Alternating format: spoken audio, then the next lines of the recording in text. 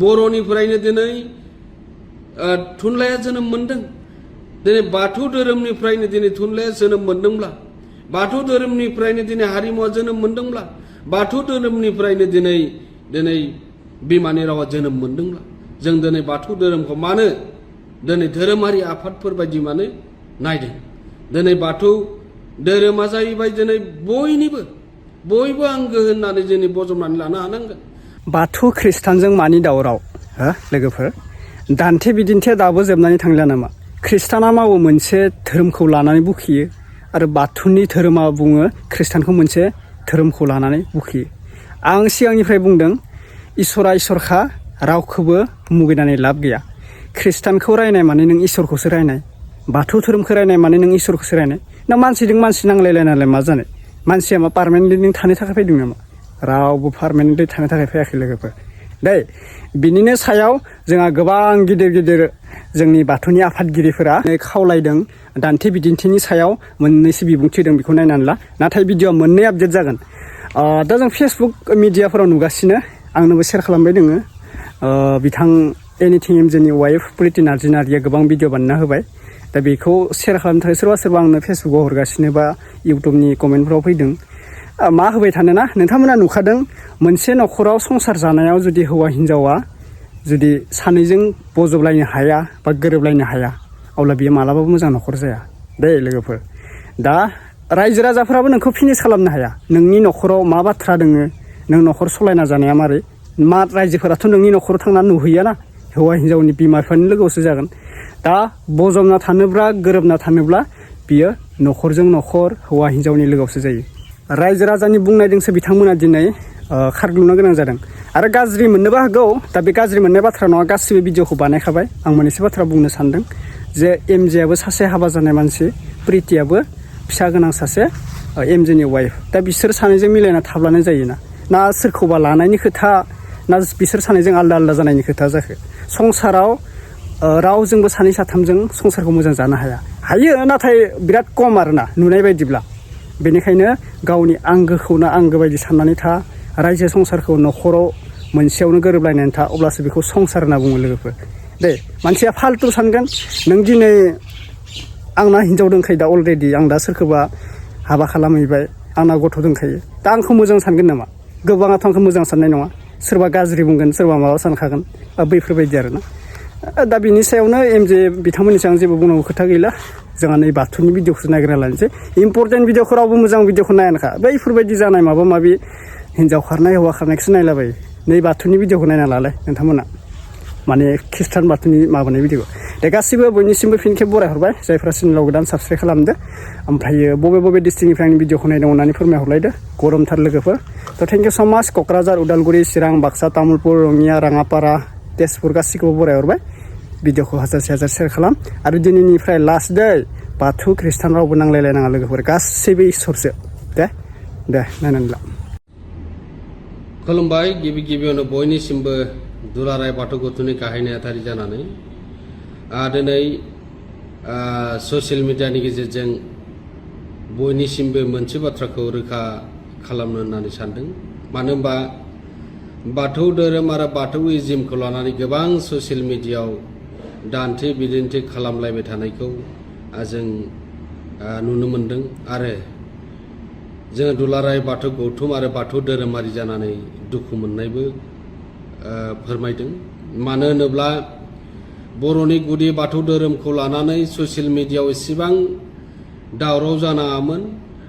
सोर बाथौइजिम लिरगोन सोर लिरा बेनि बाथ्राखौ लानानै गोबां ससियेल मिडियानि गेजेरजों दान्थे बिदिन्थि खालामनांगौनि जेबो गोनांथि गैयामोन। आरो जों दिनै नुबाय जे दुलाराय बाथौ गौथुमा बाथौ धोरोमारि बर'नि गुदि धोरोम बाथौ धोरोमखौ मुलुगाव गेवलांसार खालामनो थाखाय सान हर खामानि मावनानै दिनै नैबे लेभेलसिम दिनै बाथौ धोरोमखौ जौगाहोबाय बर' माहारिनि गेजेराव। आरो बेखौनो लानानै गोबां बाथ्रानि दान्थे बिदिन्थि खालामलायबाय थानायखौ हयथ' जों दुलाराय बाथौ गौथुम आरो बाथौ सिबियारि जों बयबो जोङो दिनै नुदों। गोबाङा बाथ्रा बुंदों, गोबाङा बाथ्रा बुङाखै। आरो बेखौ गोबां सैज्य आरो बोराइ बाथौनि दहाय लानानै बेखौ बर' हारिनि खौसेथिखौ नोजोर होनानै जेबो बाथ्रा ससियेल मिडियानि गेजेरजों बुंनाय जायाखैमोन नाथाय बाथ्राया बेजोंसो दिनै नेशनेल बर' ख्रिस्टान काउन्सिलनिफ्राय मोनसे रोखा खालामनानै होदों जे फैबाय थानाय सेन्सासआव बाथौइज्म लिरा बेखौ जोङो जेबो बुंनांगौ गैया आरो बे बुंनाय माने बाथौ धोरोमखौ दिनै नेवसिगारनाय आरो बर' माहारिनि गेजेराव मोनसे डिबेट लाबोबाय थानायनि बाथ्राखौसो फोरमायनाय जादों मानो होनबा साननैसो आवगाय बर'निनो जोंनि केबिनेट मिनिस्टार बिस्वजित दैमारि बिथांखौबो लानानै गोबां बाथ्रा ससियेल मिडियायाव दान्थे बिदिन्थि खालामबाय आरो जोंनि गेजेराव जे गोबां दिनै माहारिनि आरो जनगोष्ठीफोरखौ मोनसे इउनिटि खालामनानै दिनै मोनथानि थाखाय रैखाथिनि थाखाय बे गोबां सम दिनै गोबां बोसोर ट्राइबेल संघनि गाहाय नेहाथारि बिबान लानानै खामानि मावबोबाय मानव गेदेर आदित्य खाख्लारि बिथांखौबो गोबां बाथ्रा जोङो दान्थे बिदिन्थि बाथौ धोरोमखौ लानानै बिथाङा मोजां बाथ्राखौ बुंदोंमोन आरो बेफोरखौ लानानै गोबां दिनै दान्थे बिदिन्थि खालामनायखौ नुदों जोङो जोंनि गेजेराव जों नोजोर बोनो हायो जों बयबो दिनै सानखांदों जे जोंनि गेजेराव दिनै बर' थुनलाइ आफादनि मानव गेदेर गाहाय नेहाथारि नीलकान्त गयारी बिथाङाबो मोजां बाथ्राखौनो फोरमायदों दा दिनै जोंनि गेजेराव गमामायैनो जों गोबां बाथ्राफोरखौ दान्थे बिदिन्थि खालामनांगौनि गैयामोन आरो बेखौ दिनै आरो मोनसे प्रेस मिडियानि गेजेरजों ससियेल मिडियानि गेजेरजों मोनसे धर्म ब्रह्म संघनिफ्रायबो गोबां बाथ्रा दुलाराय बाथौ गौथुमनि सायावनो गोबां बाथ्राखौ हयथ' थांखि बिथांमोननि लानानै गोसार होनायखौ जों नुनो मोनदों जों थेवबो जेबो बाथ्रा बुङाखै नाथाय जों दिनै बर'निनो गुदि धोरोम बाथौ धोरोम बेखौ जोङो दिनै बुंनांगौनि बाथ्रा गैया सोर बाथौइज्म लिरगोन सोर लिरा बा बाथौइज्म मोननांगौनि थाखाय जों बयबो बर' हारि हिसाबै जों बेखौ जोङो नाजानोसो गोनां दंमोन दिनैनि समाव नाथाय दिनै जोङो नुनो मोनबाय माखासे बिथिङाव जे बाथौ धोरोमखौ मोनसे इनाय गोसोजों बेखौ सोंखारिलायबाय थानायखौ ससियेल मिडियानि गेजेरजों सोंखारिलायबाय थानायखौ जों नुनो मोनदों दिनै जोङो दुलाराय बाथौ गौथुम हिसाबै गोबां बाथ्राखौ जों दिनै बुंनो हायो बर'निफ्रायनो दिनै थुनलाइया जोनोम मोनदों दिनै बाथौ धोरोमनिफ्रायनो दिनै थुनलाइया जोनोम मोनदोंब्ला बाथौ धोरोमनिफ्रायनो दिनै हारिमुवा जोनोम मोनदोंब्ला बाथौ धोरोमनिफ्रायनो दिनै बिमानि रावा जोनोम मोनदोंब्ला जों दिनै बाथौ धोरोमखौ मानो दिनै धोरोमारि आफादफोर बायदि मानो नायदों दिनै बाथौ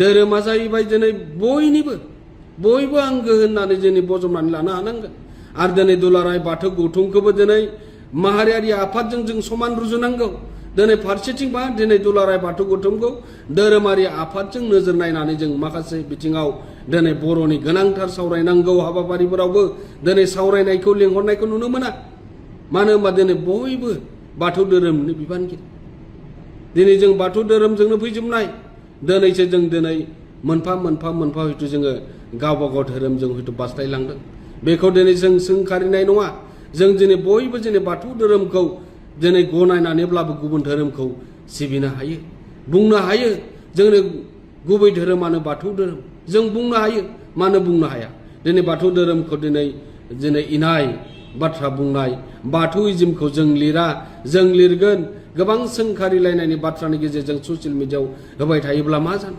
जोंनि गेजेराव जोङो गोबां डिबेट जाबाय थागोन जोङो जोंनि गेदेर गोलावफोरखौ जोंनि गेजेराव बाथ्रा बुंनो मोननायनिफ्राय गोजानाव जानगारावसो दोननानै लागोन दा बेनिखायनो जों बयखौबो खावलायदों जों बयखौबो रुजु रुमु थानो थाखाय खावलायदों जाहाथे बाथौ धोरोम आरो बाथौइज्मखौ लानानै ससियेल मिडियायाव दिनै जाहाथे बेखौ बाथ्रानि दान्थे बिदिन्थि लाबोबाय थाया जोङो नोजोर बोबाय थादों बरमा मिसनारि जिथु मिसनारियाव लांगोनायावनो लामा सेरावनो राजा लामानि साखाथियावनो खाम लागायनानै आरो मोसानाय दिन्थिफुंनानै बेहाय मोनसे मोजां सावगारि आखिनानै दोनदों जों जुदि बेखौ दुलाराय बाथौ गौथुमा गाबोननिफ्राय बोख्लायनांगौ होननानै बुंनायमोनब्ला जों हयथ' बिनि सायावबो गोदान जों सानफिननांगौनो गोनांथि जानानै फैदों दिनै खाम सिफुं जथानि बाथ्रानो बुंदों जोङो मोनद'खौ लागोन जा मोनबाखौ लागोन दिनै दुलाराय बाथौ गौथुमा मोनबा गुदुंखौ लानानै दिनै बाहायबोबाय थादों आरो दिनै जायखौ दिनै मिसनारि बिथांमोना बुङामोन